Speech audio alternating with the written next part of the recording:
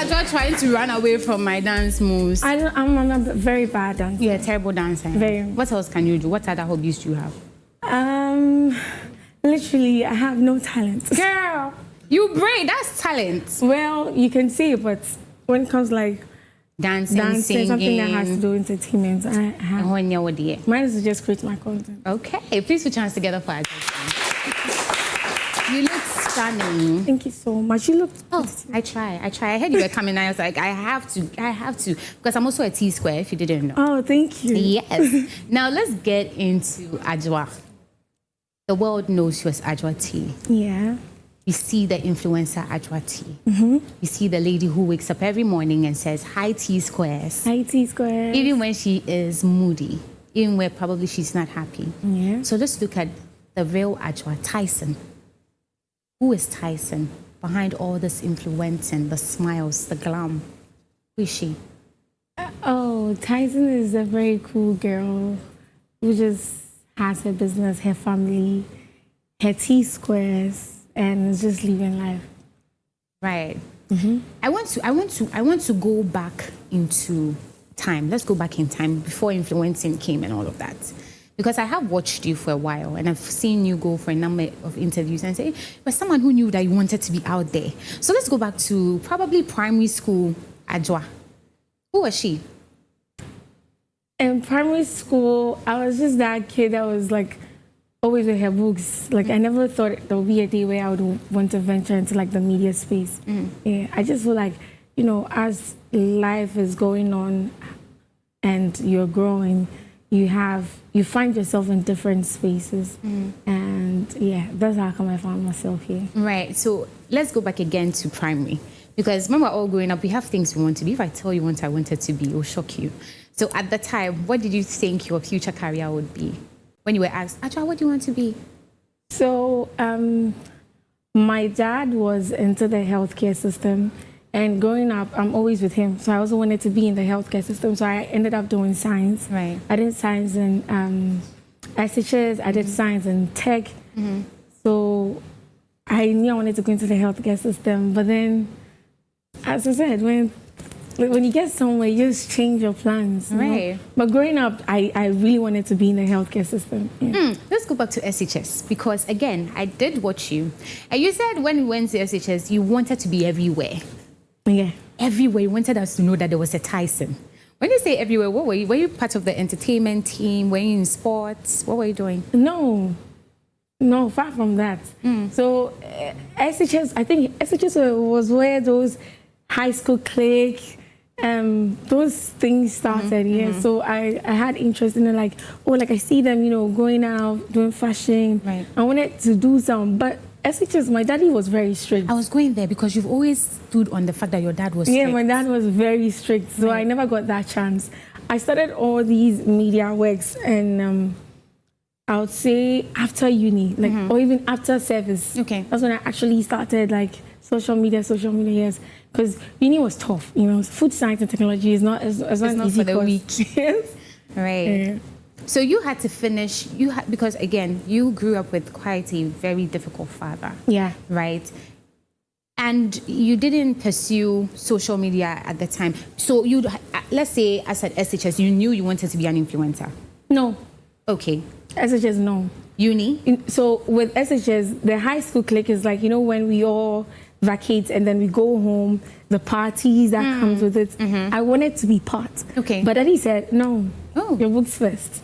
So uni was when I started the business and everything. And through the business, I got to know more about content creation, because if you don't do content with your business, nobody gets to know that, okay, there's this hairstylist somewhere in Medina. You understand? So that's why I started. And as I was starting it, it just made me, okay, maybe let me go into this, because I'm seeing like, and I feel like I can also do the same thing. Right. But what pushed you into business so young? Because I mean, weren't your parents taking care of you? Oh, they were. They were. But then I got I don't want to say vision, but then I got that mindset after Corona, because you know that Corona, we stayed home for a very long time. Yes, COVID. And in as much as we were learning from home, I still felt like I was just sitting at home. So I remember I told my mom, I was like, I also want to be a hairstylist. She's like, are you really sure? because my course and what I wanted to do didn't tie. Two different worlds. Exactly. So she asked me, are you really sure you want to go into business? I was like, of course. I mean, you're a businesswoman, so what's wrong if I go into it? And she was like, okay, like, we have to start to see if it's going to be something that's going to help me. So my mom is somebody, she's a go-getter, and she's somebody that's also going to push you. I don't think I've ever brought an idea to my mom and she's like, no, don't do it. Right. She's like, go try it and see for yourself. When you go and it hits you, you will definitely come back. Yeah. But me, I would say that I took a good decision. I mean, look at we now. I mean, isn't it T square again? Please put your hands together for her. Because I mean, when we go back in time to again who Adjoa Tee was, you are being taken care of, and I say that because a lot of people are very comfortable. They're in uni.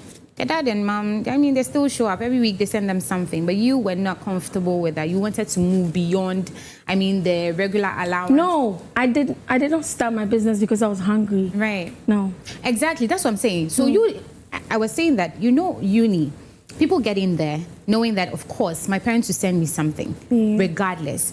But you, although you were not comfortable with just knowing that, okay, I'll get money from my parents. You still wanted to make your own. No, I don't think money has ever been a problem for me when growing up. Because my mom is a businesswoman. Right. She's a big businesswoman, you understand me?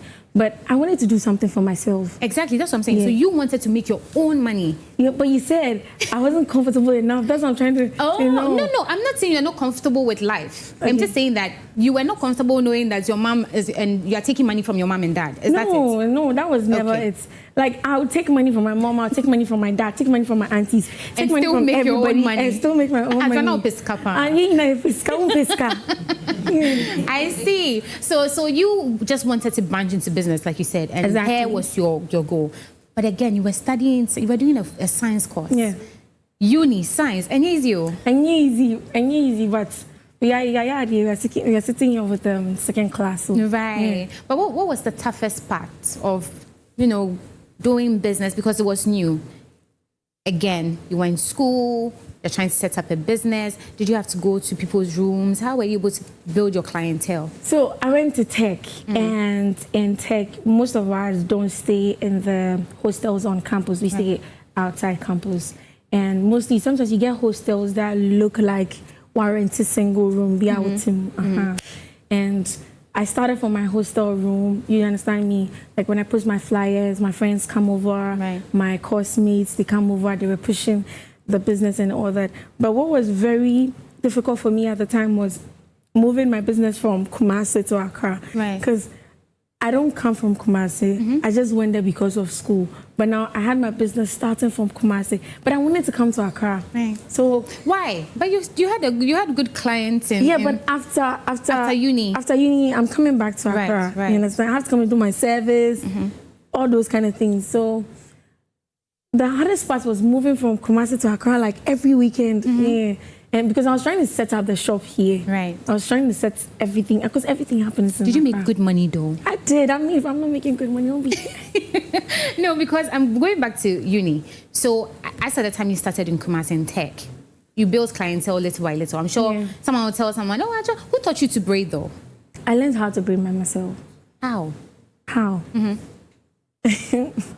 We leave that one for another day, but then I taught taught myself. You taught yourself how to braid, okay, and then you started making real good money from it, and then you decided to. In fact, it's not you decided. You had to move to Accra because you were done with school, and you say the hardest part was, transitioning. Now that you had settled, after you're settled in Accra, how did you build the clientele then? That one, I'll leave it to God, because.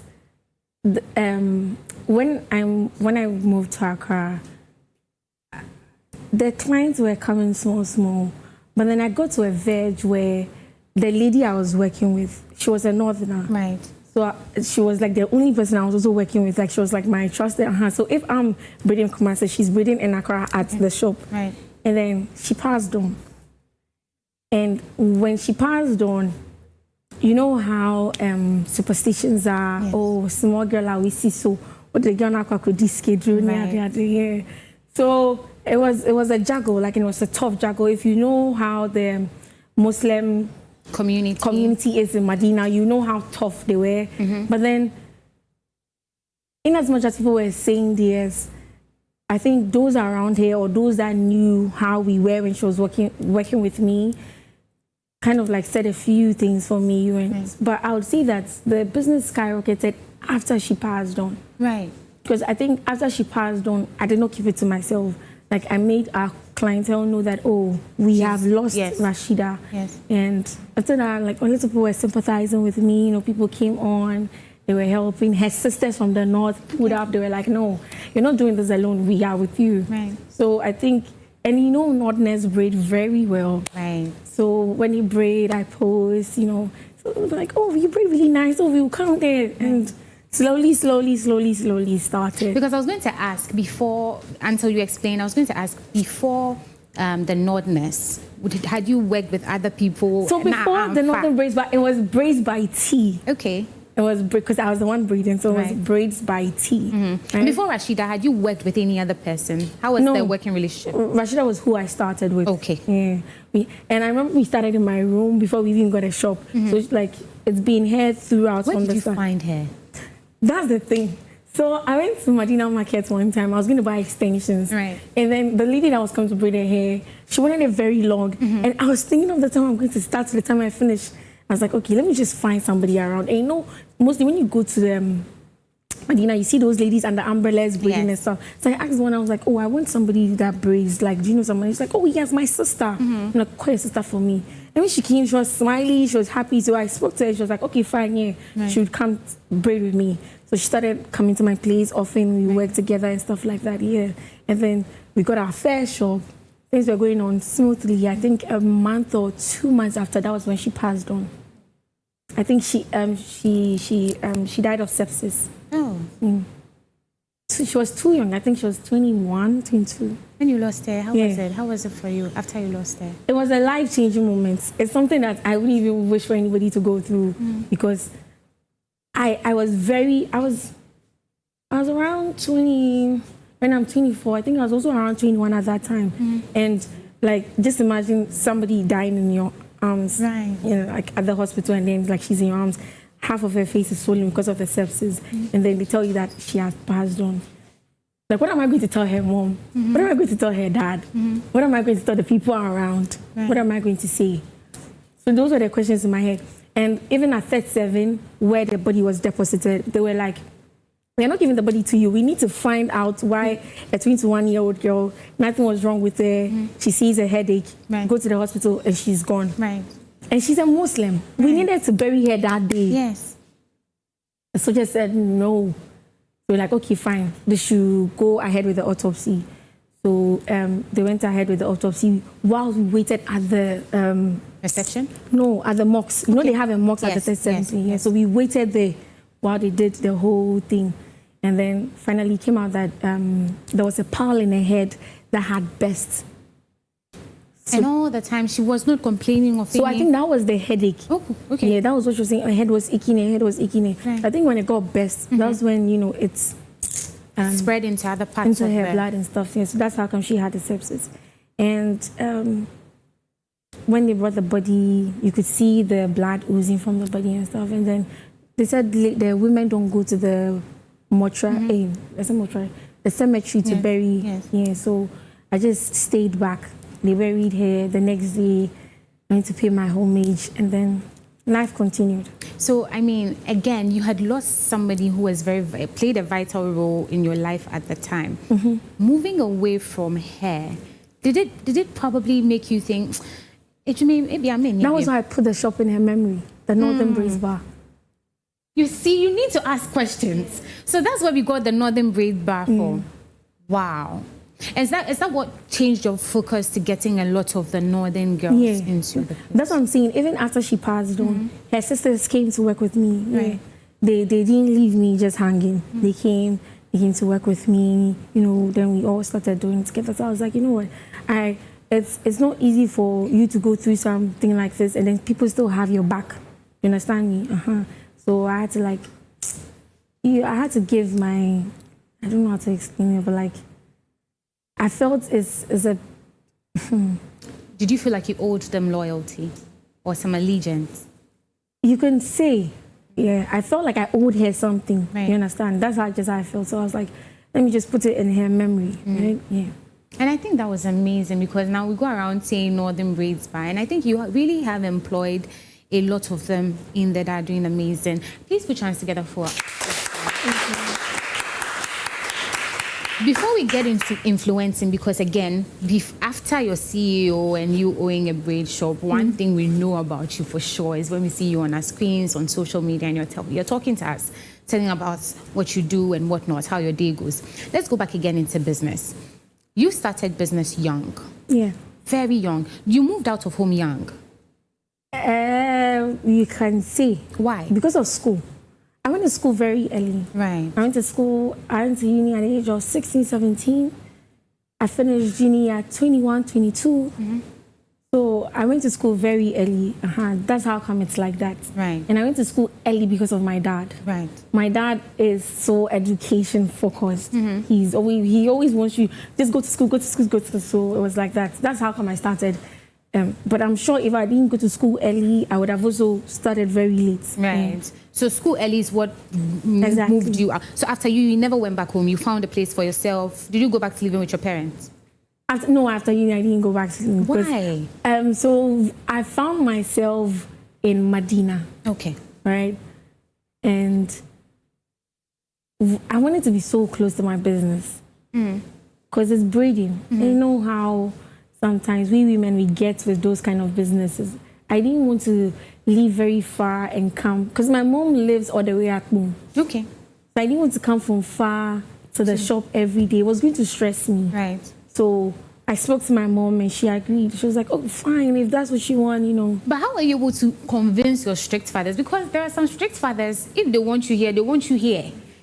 They don't care if your business is at in Sawom and you have to come to Medina. At that time, I was with my mom. Okay. The time that I brought up the business and everything, I was with my mom at that time. Right. Yeah, so when I spoke to her, I explained things to her. She understood, and yeah. So you didn't have to convince your dad?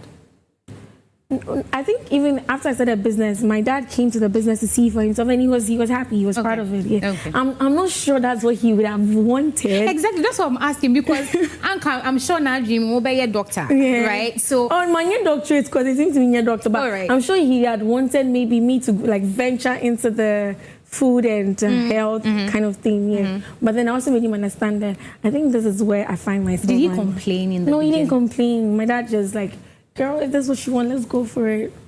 So daddy's like that, because we don't really get a lot of fathers who, and again, you're about to go and live on your own.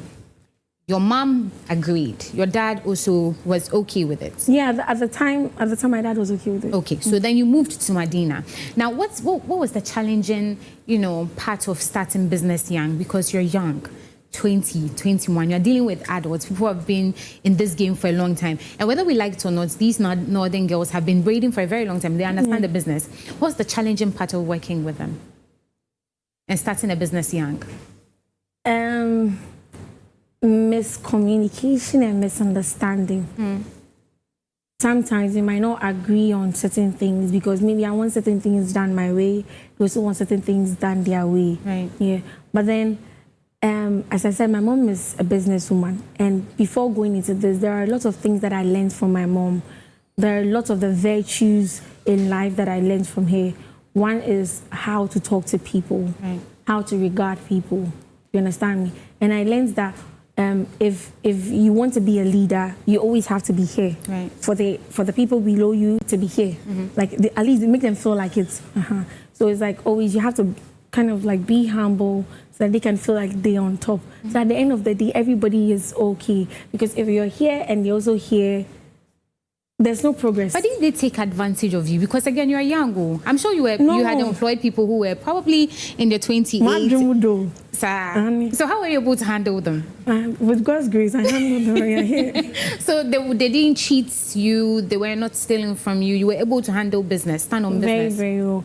And I don't think I've even had that problem with theft in my business in any time. Right. Yeah. And so you were able to structure a proper plan. I didn't really structure a proper plan. For me, I just told God that wherever you want to lead me to, lead me. You understand? And I'm very condescending.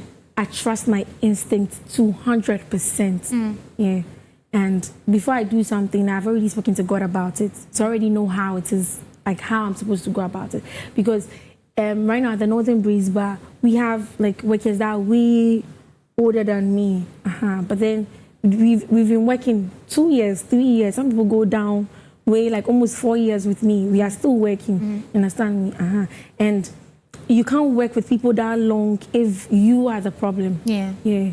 So I always make sure that even when there's something, we all sit down as a group, discuss it. Whatever, if this one has a problem with this one, we squash it there and then. Right. Like we don't make it get to the other people. Sometimes they might do something to clients, and then we have some clients that do not even want to talk to you to even know how to solve the issue. Yes. Like immediately just take it to social media. Yes. Hi guys, I'm the Northern Breeze Bar, and this is what happened. Yes. So when it happens like that, I can't come and bash you because of that. Yes, I might be very angry because why would he even get to that point? But then I suddenly realized that if I have one worker, she's able to service about 100 to 200 workers. 100 to 200 clients for me. You understand me? Yeah. But if because of one client, I'm going to let that worker go, I'm the one that's going to be in deep remorse. Yes. So if maybe a worker does something, I'll just let you know, this one you're on your own. Call the client and say sorry. So the relationship between you and your workers is cordial? Yeah, very cordial. Right, because I chanced on the video, you took them out. I think end of year. One end of year, I think you took them out. Yes. Haven't you taken them out before? Yeah, I have. But I think that was like in the middle of the year. Exactly. I saw the video, I was like, hey, please, I want to work for you. I beg you. Employ me. I beg you. No other glitters. No other glitters is gold. When you say that, what do you mean though? Like right. you might see like we going out on the media, but behind the scenes we are working vigorously. Right. Behind the scenes there are a lot of sacrifices that they are also making, that I'm also making as well. Right. And it's not easy like that. But at the end of the day, when we come and put something out there, we didn't just get to that day. It was days work. of constant hard work. Right. But what tribe are you? A lot of people ask. I'm a Danby, so I come from a Danfo. Do you speak fluent? Yeah. Ooh. I speak, I'm not too fluent. Not too. And then what happened? Oh, small. When you're Saminya. It of the A. Hey, this is just. Right. So at least you're very fluent. You're. I mean, that's where you. Okay, but now let's get into the world of influencing, because we don't talk about Adjoa Tee without influencing. Yeah. When did you finally put it down that, okay, I am an influencer now? When did it hit you? When it hits me, I think it hits me when I got the chance to host Rants, Bants and Confessions. Yeah, that was when I knew that, okay, now Adjoa Tee is a household name. Right. Yeah, but I wouldn't have gotten that that post if I wasn't doing all the content creating, the get ready with me's, the spend the day with me's and all that. Yeah, but when I really, really knew that now Adjoa Tee is here to stay was when I got called on that podcast. Right. Because prior before that, I had done other podcasts as well, Girls Aloud, yeah, other small ones, but it wasn't as big as Rants, Bants and Confessions. And I think that's a really big platform, actually. Very, because Glitch Africa is big. It's very big. And so before we even get that, again, getting into, you have Northern Breeze Bar now. How did you pick it up, the influencing? So I used to always create content for Northern Breeze Bar. Right. I'm always posting content. And then as you are posting the content, you see other content from other creators, right. You know, like, hi guys, today I'm going here, I'm doing that. And I was like, oh, I want to do some. Yeah. So then little by little, so for me, right, I started with pictures. Because then on Twitter, whenever I post my picture, people like it, people comment around it. I was like, okay, if people like my pictures, then let me keep on taking more. So I started with pictures. I always used to take pictures of myself every single time. Right. And then I switched to the reels. So little by little, I got into the reels. Then I got into the content making. Yeah. Right.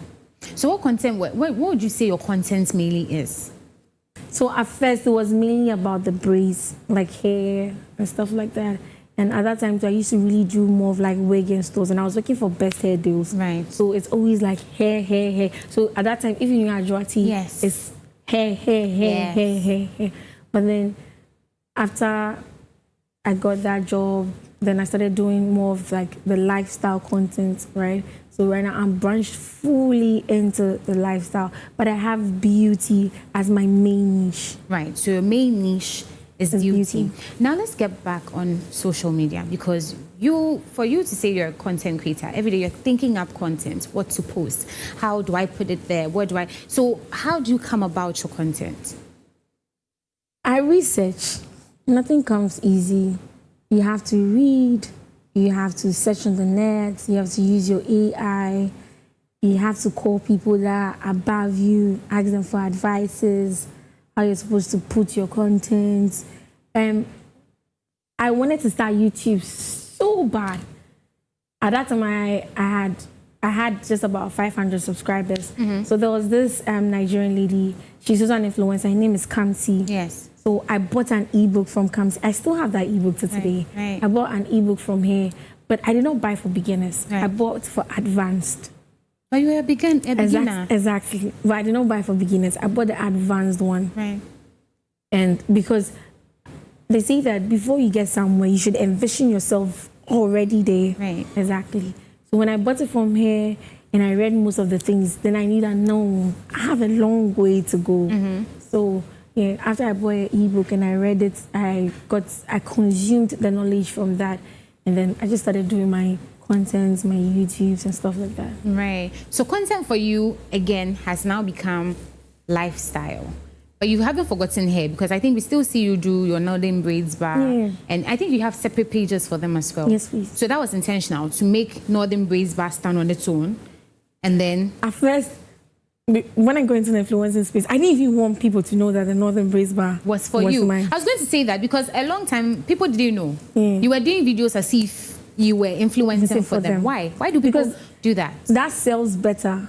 Okay. You can permit me if I'm wrong, but then that sells better, because when people know it's yours, it brings some kind of attention that sometimes is unnecessary. Right. You understand? But when it looks like you're influencing for them, oh, Adjoa Tee goes here, so I can also go there.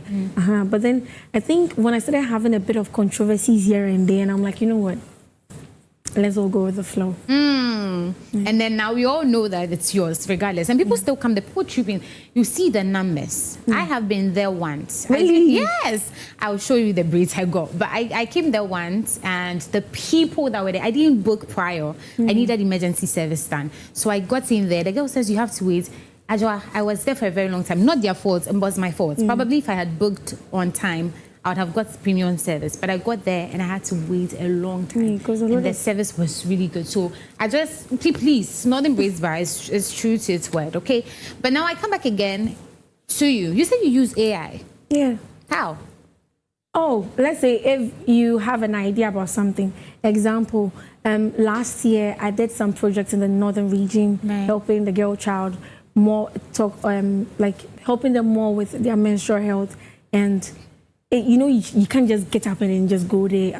You need to research, you need to strategize, you need to know how you're going to do stuff so that it comes out very nice. It doesn't come out performative. You understand me? So sometimes the things you don't know, you can also research about it. Because most of our apps now, most of them, from Google to Instagram to all of them, most of them have their own AIs on them. So sometimes if you want something, you can just go on the AI, just search. You understand me? Let's say this year I'm actually looking at more projects. But this time around, I want to do something more about maternity. Don't go into that now. Hold on. Hold that information. We'll come back there. But then again, on social media and influencing. So how many years have you actively been influencing? I would say from 2023. So we say like 3 years actively influencing. Now, aside all the good things you do, because again, you're doing such an amazing job for your age. Most of the time I sit down and I'm like, this girl, I don't know how she does it. Running a business, creating content, looking as beautiful as you do all the time. Thank you. Is not the easiest, right? No, it's not easy. But then again, we look at the mental health aspect of it, because there are lots of young people, and I know that there are people in the audience who are probably also telling themselves, I want to be an influencer. But any easy, like you said, you and can see. right?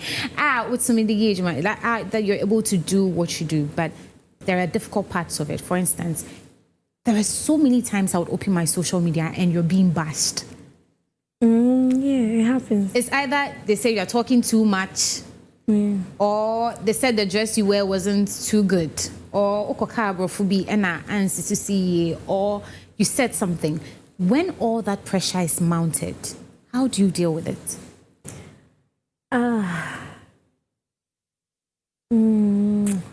How do I deal with it? Sometimes it gets a lot because, you know, when one person says something hurtful to you, right? Oh, you can deal with it. But then when you have several people saying negative stuff, you know, just coming at you, sometimes it gets a lot. Sometimes you wish you sit there and like, why am I even doing this to myself? You understand me? But then I think there's a goal that needs to be reached. Right.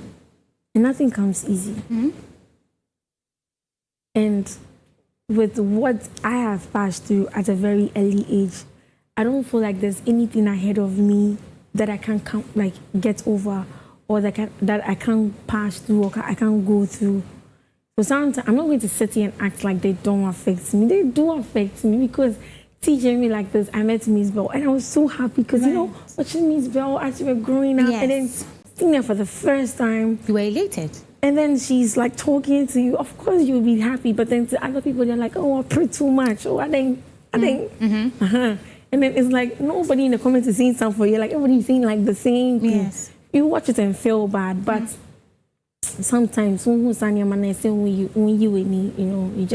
have to act tough. Right. Like in everything that comes, like you have to act very, very, very tough. But behind the scenes, my mom is very supportive. My pastor is very supportive. Right. My workers, they are very supportive. I live with a lady called Betty. Right. Yeah, she's my worker. Right. And I would say that I haven't lived with somebody that would give you so much, like that would pour so much into you like I have. Sometimes, like we can see them like, you what's her name? Forget me. Right. You understand me? Right. And then sometimes I'm like, hey, Betty. And she's like, nah, like, move on. You understand? But before, when I ventured, sometimes I can lock myself inside for days. I don't want to talk to anybody. I don't want to post anything. I don't even want to do anything. Right. Yeah. And then maybe you take some time off social media. Then maybe after a week or 2 weeks, You come back. You come back. But when you come back, you know, social media, it's a line. Like it keeps going. So once you stop and you're trying to come back, it's very hard. Let me explain. With IG rules like this, let's say you are racking like 50K views, 60K views, 70K views, and you stop posting for 2 weeks. Right. Your first video that you post will get you somewhere like 16.8K. The rest will just keep dropping. Right. Yeah, that's how they always want you to keep going. Like you must always keep the engagement high. So when you always take yourself back, want to like revitalize or something and come back again, you are going to suffer it more. And then sometimes you put in your mind that those that come at you, they don't even know you personally. It's because of social media, and social media is not real life. You understand me? So if you're going to sit down and let people that do not even know you, people that do not even know how you look like in person, determine how you should look, how you should feel, how you should even eat, or how you should even cook. Because I did see, listen, I saw the cooking one. I saw you use palm oil. Yes. And they came for you. Yeah. So you see, all these people will just be like talking down on you and seeing all those things. You should have a strong support system somewhere. That's why I said my mom is very supportive. Right. Like you should have a very strong support system somewhere. Adjoa, what's that one comment that broke you the most? One comment that broke me the most. I don't think there's any. Nothing has affected you so much that you felt like, okay, this thing that they are saying, dear. oh, if it comes to what they are saying, oh, let them say my love. Like people are always going to say something, especially if you want to be in the media space. They're going to always have something to say. Let me give you this instance. I went to Dubai 2024? Yeah, 2024. And I was on a yacht. So I was so happy because it's my first time on a yacht. On a yacht, of course. And I posted it, and then people are like, oh, like it's a man, and then they were tagging me to some governor of Bank of Ghana or something like that in the comment section. Yes. And deep down, I don't even know who. Baby girl, do you think if I knew somebody like that, I would be sitting here? Girl, where would you be sitting? I'll be sitting higher. I see. Right. So it's like, and I'm like, where did that want to come from? Like, because I don't even know somebody like that. But I realized that people love the fake narratives, and they were willing to go as far as possible to go ahead with that narrative. So I let them be. After some days, they stopped talking about it. So, like, if people are saying stuff, I let them say. Sometimes I will come up, if I see something and I feel like it's derogatory or it didn't sit well with people.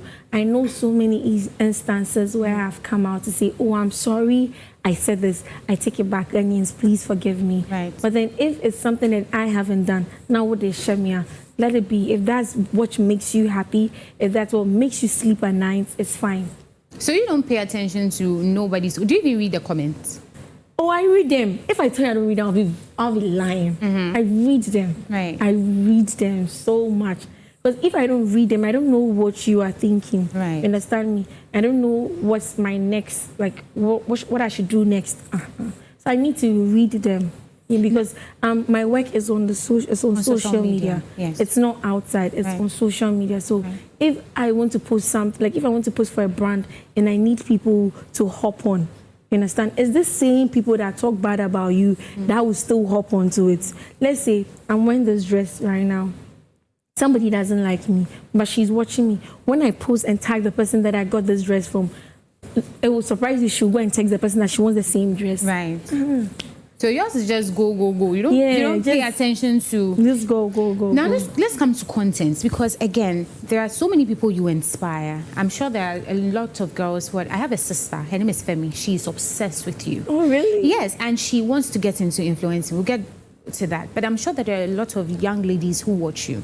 Let's look at content creation itself. The content, because I've also heard I have a few influencer friends who wake up and tell you, sometimes I get depressed because I'm posting, I'm not seeing the numbers.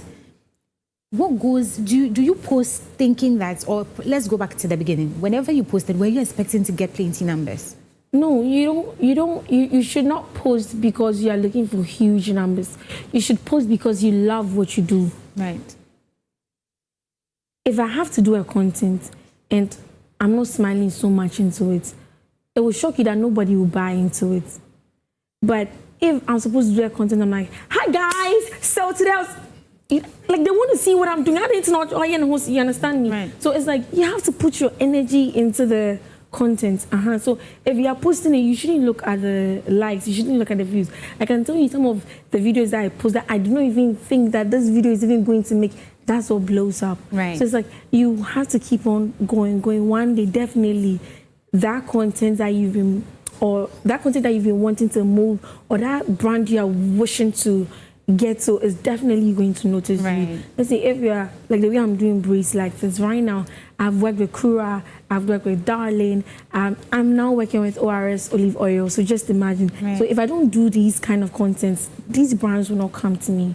Yeah. But before I used to post my braiding contents. Nobody was liking them. Right. But right now, people like them. There are brands that are reaching out here. So you shouldn't post for just the likes or the views. What was that one video that pushed you out there? That blew the pan? Unkai first ever viral content. I know a picture that blew, that gave me, I think that was the demonstration. Because the picture was holding a placard here. That picture brought me a lot of deals, lot of people, lot of attention. Yes, that picture I know for sure, but I don't think I remember any content. Right. I know you love to travel. Is there a way for you to get back from the noise? Again, for someone who's on social media, because even me, that I'm not an influencer, there are days that I'm too tired of the postings and I just want to sit in my small corner. So for you, how do you preserve your mental health again? And also, what do you do when you're not in everybody's faces? Okay. So with my content, remember I told you it's more like right now it's more about lifestyle. Yes. So let's say I want to create a content about going to the pool to refresh yourself. Me doing that alone brings me enough peace, enough calm. Right. Yes. And as you said, traveling. Yes. When I have the money, when I have the means, I would travel. And when I travel, I just like to take my mind off everything. But once I land, I go to Cape. Everything is back. All the problems return. Right.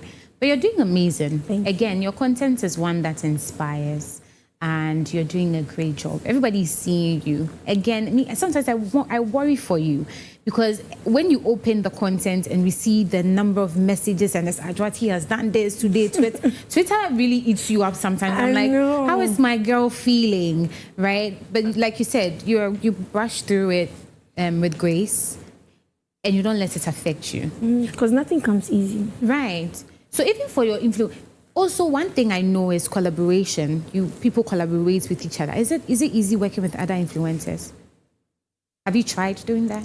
Oh, it's easy working with other influencers. It's very easy. I think, with the whole content thing, it's more about the reach, the views and stuff. One thing that I know when you want to collaborate with people is that you shouldn't be looking at what benefits you. Like, everybody wants to feel good about themselves. So if maybe sometimes you want to collaborate with other people, you have to also make them feel like they're going to get more from them collaborating with you, because everybody wants to know what's good for them, you understand? But if you make it more about yourself, like those kind of things, I think it pushes creators away from you. Yeah. But collaboration has been like, even with, let's say, the girls that some of the influencers that I work with at the Northern Breeze Bar like this, it takes a lot. Because if you're not nice to them, of course they won't come to your salon. You have to be nice to them. You have to treat them well. Yeah. Have you met any other influencer that was not necessarily the nicest? Have you met a few? Because some people say it too. You see some influencers on social media, they are really nice and bubbly. When you meet them in person, obviously you've sold yourself to us as a bubbly person. You meet them in person and they are off. I feel like some people have their bad days. Yes. Some people have their bad days. Do you have bad days? Yes, I have my bad days. Right. Yeah, sometimes I have my bad days. Sometimes I just want to be alone I want to keep alone to myself. But so when we are going out, let's say we have an event you're supposed to go to, you have to psych your mind. Because if you don't want to be out and be bubbly with people, you have to stay inside. Yeah. And also when you meet other creators, you have to try as much as possible to be nice to them. Yeah. I think there was a time when we were shooting the Royal Speech ad or something. That day I was so moody. That day I was so moody because I was having troubles like back door. Yeah. But that day I was so moody. But even through the moods, like we were still able to shoot. So it does happen sometimes. But I don't feel like maybe it's because the person is some type of way. Right. I just feel like it's bad days, Yeah. And being on the media is a lot of work. Because sometimes, let's say, as I'm coming here to meet you like this, maybe I can just look on my phone. Someone can come and send me a message, and it's annoying. Puts you off. Yeah. And so maybe before I walk inside, I have a stank face, and everybody's like, "What's with her?" And so it's already creates that drama that like you have some kind of act, but it's not like that. Right. So influencers have bad, and in fact, everybody has bad days. It's not every day that you'll be smiling. So if you meet your favorite influencer and they're probably not smiling with you, it's not because they don't like you. It's just bad days. Oh, it's just bad days. Right. If you feel like the person's not. And I also feel like I've met a lot of people that don't want to approach me. But then they have it in their mind. No, it's not. When you see me, when I see somebody, I would approach you. Like, if I'm a very hyper person. So if I see you, hi, that's how I am. Right. Right. But sometimes too, I can see somebody and I'm like, but it doesn't mean I'm like that. Sometimes you just have bad days. You just want to be slow. Because it's not every day you can be hyper. And actually, is just a girl. Okay, she's just in her girlhood. Okay, allow her to be a girl. Now, coming back to Northern Braids Bar, because it's standing firm. I think is it 5 years now? Yeah, 5 years. It's been standing half a decade. It's been standing firm and it's still going. How do you select these girls? Do you go to the northern region to pick them yourself now? Because I'm sure the girl who passed, her sisters have left the shop now, right? Yeah, most of them have gotten married now. Yes. They've given so all the new ones that you've employed back, how did you select them? So sometimes we put our vacancies out, and then we let people know that, oh, we have a vacancy. So please, if you are looking for work, you can come. And then because it's northern breeze, but sometimes we have lots of them rather coming in for the job. And I do know some other people too. Sometimes if I feel like I need workers, I can let them, oh, yeah, work out, yeah, say. So what do you look? So when you call, what do you say you're looking for? So probably a girl who, what skills do you want before they come? Okay, so maybe like the lady I know in the north like this, when I call her, oh, like we need a worker, that's all I see. And she understands you, right? Do you have a specific area you get them from, or you just say the north and she just brings you? So those that work for me, they come from Janga. Okay. In the north. Right. Yeah. So it's mostly them that come around, Some to come from other areas, but it's hard to keep all of them. Right. Yeah. But you are not only close to the Nordness. Other people are. Yeah, we have other people too. Right. Now, I mean, again, you're doing amazing. Please put your hands together for us. Are you this calm every day? Because you're really calm. Oh, I'm calm. Yes, I'm calm. I'm a very calm person. Right. A very chill baby. Yeah. Do you think people assume that of you? That I'm calm? Oh, yes, because when apart from seeing me in person, when it comes to DMs, I'm somebody, when you text me, I reply. If I don't reply, somebody should say it. You both should say it too. You both should say it. Does she look calm? She looks calm, She doesn't look like she does too much. I see. Oh, I don't do too much. If it's that one, I don't do too much. Right, because again, on social media, I'm only telling you, and I know you hear it all the time. Like you even said right now, people say, Adjoa is doing too much. And then also people don't put you in the good girl category. Let me give an example. Give me. At TGMA, right, I met a guy and he's like, oh, my girlfriend loves you so much. Can you do a video? So before he started the video, he was giving me praises. And I was like, oh, yeah, my dress is really nice. But he was recording. Right. So then I chipped in and I was like, oh, tell your girlfriend I love her too. Mwah. And then he told me he was sending it to his girlfriend. Right. Only for me to wake up and see him post from the time that he was hyping my dress to the time I did the mwah. Yeah. And then like you have people in the comments sources. That is why sometimes we try to keep away from certain people because they are going to come to you so nice, take videos with you and go and post it for people to come and insult you just because they are looking for views on their TikTok pages and Facebook whatsoever. Sometimes they can meet you and then they start asking you questions that are personal, right? Expecting you to answer. So that what type of questions do you hate to be asked? So those watching know when they approach you, they can't say. Oh, me, I don't really have like a criteria of questions I want you to ask me. If you ask me and I don't want to answer, I'll just ignore. Right. Yeah. Because it's better. Silence is rather better than actually letting the person know I don't like this. Because once you let the person know I don't like, then you have some other people in the comment section feeling like you are bossy. So to cut all of that short, you just don't say anything. What's the challenging part about being popular? Because right now, if you step in every room, there will be about 10 or 15 people who would know you. The disadvantage is that will be hacking. Right. Yeah, that's the only disadvantage. Right. Like you can say, everybody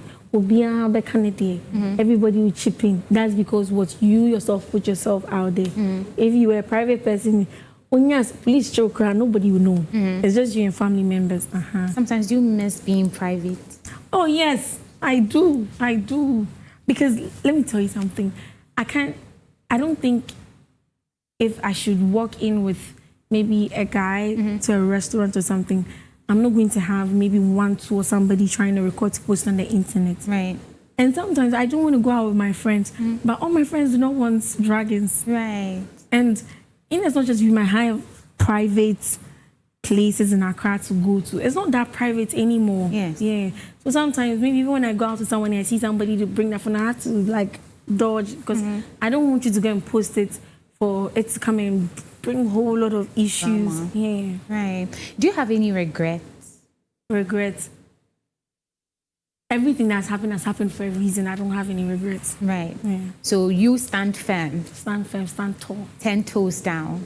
That everything you did for yourself. And everything that I have done, not from now, everything I have done from when I came here to then, right. Everything happens for a reason. Everything that I have said, everything that I have done that is good, I did it for myself. If I've done something that is bad, I think most of the things that I have done that I felt like it didn't sit well with people, I have apologized. So yeah.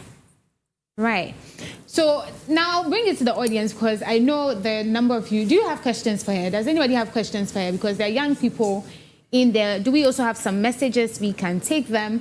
But if anybody has a question for the Adjoa Tee, T Squares, you can ask her because again, I know that there are a number of people who are out there are wondering how does she do it? Or she's explained to you, she has no regrets. Everything that happened prior to today happened for a reason. Would you go back for season 2 of Rants, Rants and Confessions? If there's a season 2? Was that one? Let's put it on. We are putting it down for now. Okay. Well, do we have any questions before we come to your project? Before anything, you also know people don't put you in the good girl category sometimes because they will say, oh, you're a good girl. Like, why do you have tattoos? Our tattoos, our tattoos are ranked for proving if you're a good girl or not. Well, I didn't know. Right. But I love body arts. That's why I have tattoos. How many do you have now? I have. Oh, I'll just keep that. Adjoa. I'll just keep that. You the visible ones. Few. Okay. I know there are some that you've seen, like the one on my chest. Yes. Yeah. What does that one say? Oh, so it's just my name, it's like Tasha Reigns. Right. Yeah. And then just a few. Yeah. Okay. And then what's this one? You keep that one on the Hey, Adjoa. Now, look, this outfit, it ate real good. What went into putting the... I think I watched the vlog where you were to get the hair done. Yeah. And then when you came back into the room, we were telling them someone asked you to go and do pixie. I didn't almost say a pixie katana. So, Lige does all my hairstyles, especially when it's time for TGMA. And she was like, what hairstyle are we doing? Are we going for this year? And I'm like, I don't really know. What does she think? And she was like, oh, we should do a pixie. I'm like, no, I don't want pixie. Why? I'm sure a lot of people will be doing pixie. And a lot of people did do pixie. Yeah, so let's do something else. And I like to stand out. Right. I like to stand out so much that I was like, no, I want a bold hairstyle. I want something that speaks Adjoa Tee. Right. So then I went to Met Gala looks on Pinterest. I found Cardi B's hairstyle. I'm like, okay, let's do this one. Right. And then the outfits. I know we asked for a touch of glitter. So what went into putting that together? Did you sit with the designer? Yes. So the designer for this dress was Adjoa Tee official. Okay. And we're going to go with the green color for everything. And I was like, no, Thelma, last year you did green. Right. This year we have to go hard. Right. So then she brought orange. I'm like, yeah, I like this on my color. So then, you know, we did the measurements. But from the beading, everything, it was Thelma's idea. Okay. Yeah. The beading and everything. So you entrusted that in her hands? Because she's that good. Right. Yeah. How much did you pay for it? How much did it cost? We keep that one under wraps. Oh, But see, Thelma is very affordable if you have a dress that you want her to do. You know, affordable is relative. Someone would say, oh, it's affordable. They be wait, this particular one. Where she was in 10,000. Oh, they be Thelma is very affordable. Her things are cool. So give us a range. So that someone at home who wants to reach out to Thelma. I don't have a range. So if I am holding 700, will she make something for me? Oh, yes. Can I walk out in 700,000 with this outfit? No, not 700 Ghana cedis. Not my own, but then my own, I don't think so. I feel like she can give you, if you ask her, she will tell you the exact amount. But if you have 700, don't be saying you be amount. Yeah, so if I have 5K, can I look like this? Oh, of course, and more. I can look like this. And more. 5K. And more. Okay. Is it purchase of what? Did you buy 9,000 Ghana cedis? What they are saying? Right. And then so you were styled, you look exquisite. Thank you. I think on social, this one you didn't get any backlash. Oh, no, I did. You did? I think there were some comments where we said, hey, I saw a co-wedding. I saw wedding celebrant. Kind of for hard dream. It's normal. It's normal. Right. Now, there are critics who have been talking. They started talking especially last year. They started the advocacy for influencers to be taking off such grand events. What do you think about that? They also say influencers shouldn't be at TGMA. They are not celebrities. They shouldn't even be on the red carpet. That's what they've been saying. That's what they've been saying. You know, or maybe they have their own reasons. But then it's not easy to work to a certain point for people to recognize you. Right. You know how it is. Yes. You do TV. You know that it's very hard. Yeah. Even sometimes someone can watch you so many times on TV, but they still don't even know your name. Mm-hmm. So if you work to a point where people know you, people know what you do, and you are able to go for these programs, you should go. I don't know why people think some influencers, or should I say influencers, aren't celebrities. I feel like everybody has their reason why they think so, but I feel like anybody that is celebrated should be able to go for grand events. Would you think you're a celebrity? Would you call yourself a celebrity? Would you say you're a celebrity? Me? No, me, I'm Adjoa Tee. Yes. Is Adjoa Tee the celebrity? Oh, Debbie, I'm just the Adjoa Tee. The Adjoa Tee. Yes. Right. But again, so you don't agree with the people who say influencers shouldn't be on such platforms? Oh, I don't. Truth for God, I don't. Mm-hmm. I don't. I feel like everybody should be given a chance to go where they want to. You understand?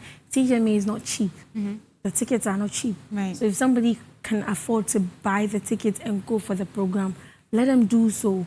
I don't think everybody that comes for TGMA is even a celebrity. But Adjoa, it's not that. Some of the influencers don't show up in the theme. For instance, you look like glitter. This looks like money. This looks like glitter, right? Some of the other influencers are coming in shirts and top. And then you're asking, there's a theme.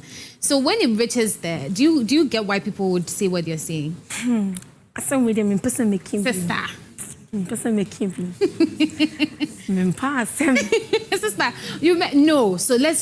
let's open it generally. Okay. So would you say that influencers should probably show up better for these events? For somebody that has been bashed heavily, whether I dress good or I do not dress good, mm-hmm. I can't see some. Mm-hmm. I can't see some because even me like this, I don't know if anybody saw under the comments. Obviously, who invited her? Right. That's somebody's comment to me. Mm-hmm. You understand me? Mm-hmm. So you might even think, oh, you know Adjoa Tee, but somebody else to think, why was I even there in the first place? Right. So I think those are them. But me, I feel like anybody that works so hard, especially to show that relevance in the media space, should be celebrated. Right. Yeah. I agree. Please put your hands together. Do you have a question? You've waited so long to ask me this question. Let's go. I have 2 questions to ask. Okay. 2? Yeah. Okay. First question, you learn how to braid the hair yourself. We have people out there that went to learn and now they are out and they want a place to start. They have a vision, but then they want a place to start. Do you have any advice for them? Maybe they don't have any financial support from somewhere. So what will be your advice and your directions to those people? My second question is, if someone comes to you or your workers, one day you'll be there and then one of them will come to you and she will be like, Madam, I have worked with you for long. In fact, as I'm here, you have been my mentor, and I think it's time for me to also go and establish my own something like you. So I want you to give me the directions. Are you going to feel like it's a threat to you, or that person is trying to be ungrateful? Right. Did you get the questions? Yes, I did. Right. Okay, so for the first question, these days, finances are not easy to come by. So for me, for those that work for me, this is how I go about it. So let's say if you're working at the Northern Breezeway, I know how tough it is. So we try to make our payments like 2 weeks. Right. So you don't wait end of month. Yeah, rather than taking it at the end of the month, because your short in and out that's kind of like what you even eat at work. You see, your like my workers, they have kids that go to school. They need to pay school fees and all those things. So for me, I try and make it like 2 weeks payments. Sometimes if they need something, they can come to you for an advance. Yeah, because definitely the person is working with you.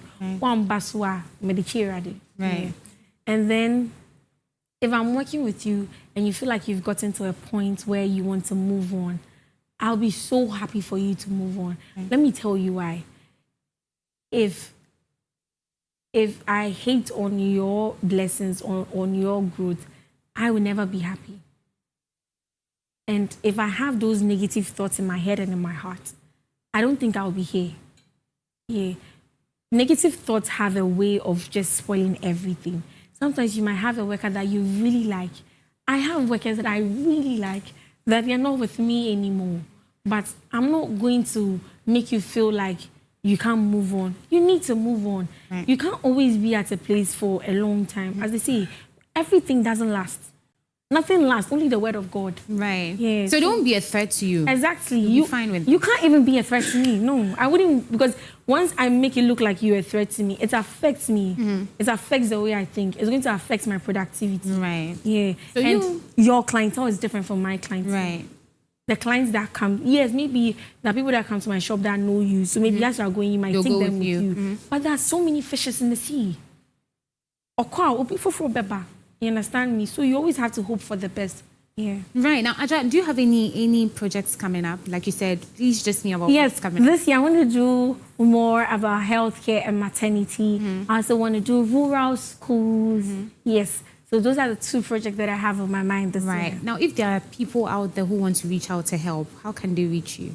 Oh, I have a foundation, Donuki Foundation. If we search IG, Donuki Foundation is there. If you go to my personal social media platforms, I have my management's email today. You can email me. I have a number that I give to people, but I don't know if I should put on TV. But you just keep that. Yes.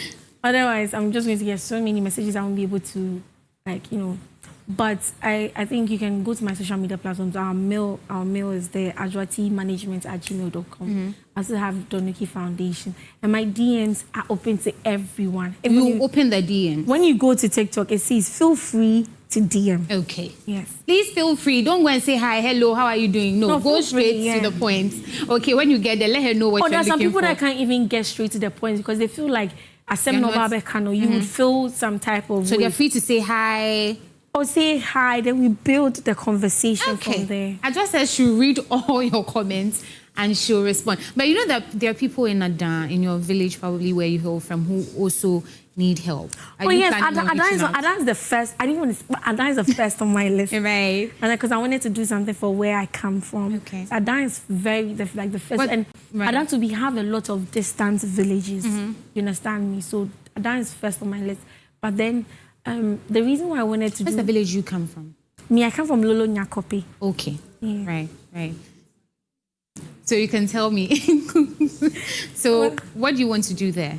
So with that, I wanted to reach out to the schools more, just like I did in the north. Yes. But I don't want to do menstrual health this time. Okay. I wanted to just reach out with basic needs, like school uniforms, books, pens, like those things that they need in school.